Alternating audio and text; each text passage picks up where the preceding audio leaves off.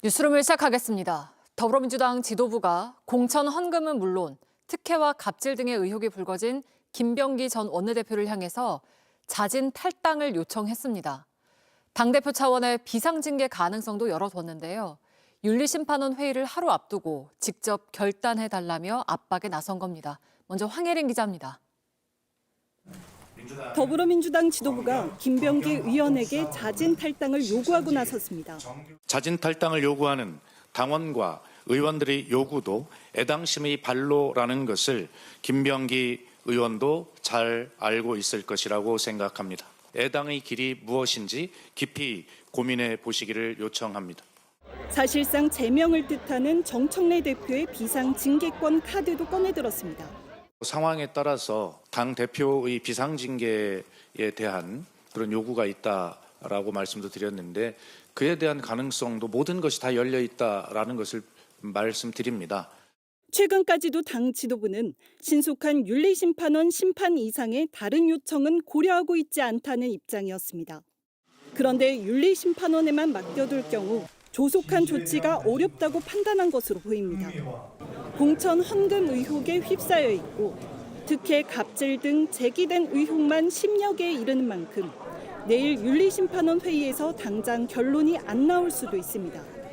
또 결론이 나오더라도 김 의원이 재심을 신청하면 사태는 장기화될 수 있습니다. 당 안팎에서 조속한 조치를 요구하는 목소리가 커지자 결국 지도부가 직접 나선 모양새로 풀이됩니다.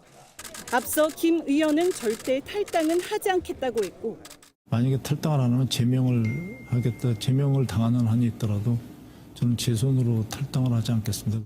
김 의원 측도 JTBC에 김 의원이 윤리심판원 회의에 충실히 소명하겠다는 입장은 변한 게 없다고 했습니다. JTBC 황예린입니다. 강선우 의원에게 공천 헌금 1억 원을 건넨 혐의를 받는 김경 서울시 의원이 잠시 뒤 인천공항으로 입국합니다. 수사가 본격화되자 미국으로 출국해서 도피 의혹이 불거졌는데 일정을 하루 앞당겨서 귀국길에 올랐습니다. 공항에 나가 있는 취재기자 연결하죠. 자, 배양진 기자, 김 시의원이 곧 입국을 하는 거죠. 곧바로 경찰 조사를 받습니까? 네, 김경 서울시 의원이 탄 비행기는 조금 뒤 이곳 인천국제공항에 도착할 예정입니다.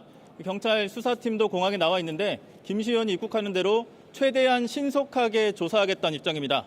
경찰이 김 시의원에게 먼저 조사실까지 같이 가달란 임의 동행을 요청할 가능성이 큽니다. 김 시의원이 만약 여기에 동의하지 않으면 강제력을 동원해서 압송하는 방안도 검토하고 있습니다. 경찰은 현장 상황이 유동적일 수 있다면서 필요한 조치는 모두 하겠다고 했습니다. 네, 원래 내일 새벽에 귀국하기로 했었는데 하루 앞당긴 이유가 뭘까요? 네, 경찰은 앞서 김 시의원이 내일 새벽 귀국하는 대로 경찰 조사를 받기로 협조한 상황이라고 했습니다. 그런데 김 시의원이 갑자기 하루 앞당겨서 귀국하기로 한 겁니다. 경찰 조사를 받기 전에 국내에서 시간을 벌기 위해 귀국을 앞당긴 게 아닌지 의심되는 대목입니다. 김 시의원은 미국 체류 중에 텔레그램 탈퇴와 재가입을 반복해서 증거를 인멸하려는 게 아니냐는 의혹을 받았습니다. 또 돈을 준 적이 없다는 기존 주장을 뒤엎고 1억 원을 줬다가 돌려받았다는 취지의 자술서도 경찰에 제출했습니다. 경찰은 김 시의원이 조기 귀국한 이유를 포함해서 이런 증거인멸, 말맞추기 의혹에 대해서도 조사할 계획입니다. 네, 이렇게 김 시의원이 귀국을 하면서 공천 헌금 의혹 수사도 본격적으로 시작이 되겠죠? 네, 김 시의원이 그동안 해외에 체류하고 있었던 만큼 강제 수사에 착수하기도 어려웠지만 이제 상황이 바뀌었습니다. 경찰은 김 시의원을 상대로 돈을 전달한 경위와 대가성이 있었는지 등을 캐물을 걸로 보이는데 김 시의원에 대한 신병 확보, 압수수색 등을 통해 증거 확보도 이뤄질 걸로 보입니다. 지금까지 인천국제공항에서 JTBC 배양진입니다. 한국발 무인기 침투를 주장하는 북한이 우리 당국에 거듭된 설명에도 영공 침해 책임은 벗어날 수 없다며 공세를 이어갔습니다. 민간 무인기라도 구체적인 설명은 있어야 한다고도 했습니다. 정부는 곧바로 도발 의도가 없다며 진상규명 결과를 신속히 공개하겠다고 했습니다. 유한울 기자입니다. 북한이 김여정 노동당부 부장 명의 담화를 통해 민간 무인기일 가능성을 언급한 우리군 당국의 발표를 이렇게 맞받았습니다. 사태의 본질은 그 행위자가 군부냐 민간이냐 하는 데 있지 않다. 명백한 것은 한국발 무인기가 우리 국가의 영공을 침범하였다는 사실 그 자체이다. 윤석열 정부 때 평양 무인기 침투 작전을 언급하며 현 정부를 향해 남의 일을 평하듯 할 자격이 없다고 날을 세우기도 했습니다.